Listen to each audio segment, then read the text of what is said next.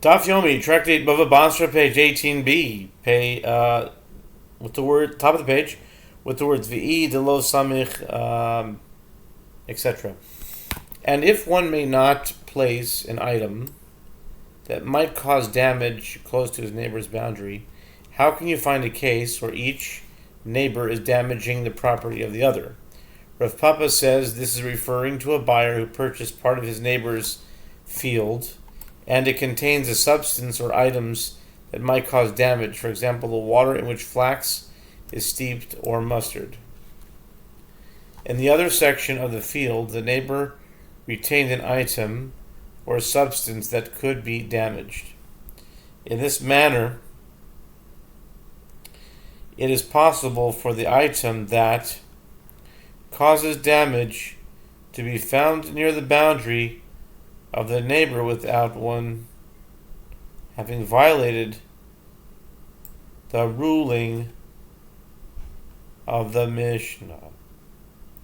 The Gemara asks, if this is referring to a buyer, what is the reason of the rabbis who say that the neighbor can demand that the buyer distance that which causes damage? After all, he has not acted improperly, and furthermore, what is the reason of Rabbi Yossi for disagreeing only in the case of the mustard and the bees? Even the case of water in which flax is steeped and vegetables is also subject to the same reasoning. Why should he have to distance his water, considering that he did not act improperly? Ravina said that the explanation is as follows. The rabbis hold that the responsibility falls on the one who causes damage to distance himself. The one who has the potential to cause damage must act to prevent the damage from occurring. This is the halakha, even if his initial placement was done in accordance with halakha, as in the case where one bought part of a field. The Gemara asks, does this prove by inference that Rabbi Yossi, who disagrees with the ruling of the rabbis, holds that the responsibility falls on the one whose property was damaged to distance himself? In other words, to avoid being damaged? But if the responsibility to distance oneself falls on the one whose property was damaged, even in the case of water in which flax is steeped and vegetables, the owner should also not have to distance himself. Why does Rabbi Yossi distinguish between that situation and the case of bees and mustard? Rather, actually, Rabbi Yossi also holds that the responsibility to distance oneself falls on the one who causes damage, even if he did not act improperly. And this is what Rabbi Yossi is saying to the rabbis.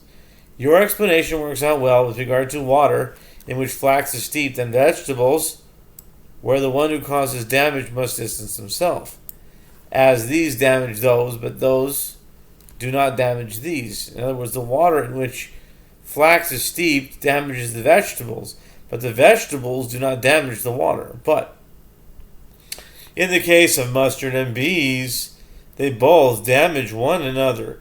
In light of this factor, and since the initial planting of the mustard was permitted, the owner of the bees should distance them from the mustard. And as for the rabbis, how do they respond to this claim? They maintain that bees do not damage mustard. Their reasoning is that if it is referring to a seed, the bees will not find it. If it is referring to a leaf, it will grow back, and therefore no damage has been caused.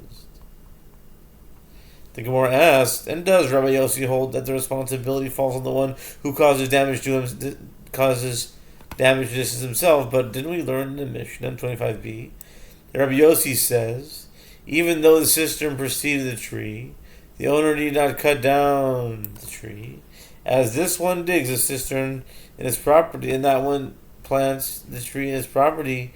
Rather, actually, Rabbi Yossi holds that the responsibility falls on the one whose property was damaged to distance himself. And Rabbi Yossi spoke to the rabbis in accordance with their statement. The Gemara elaborates.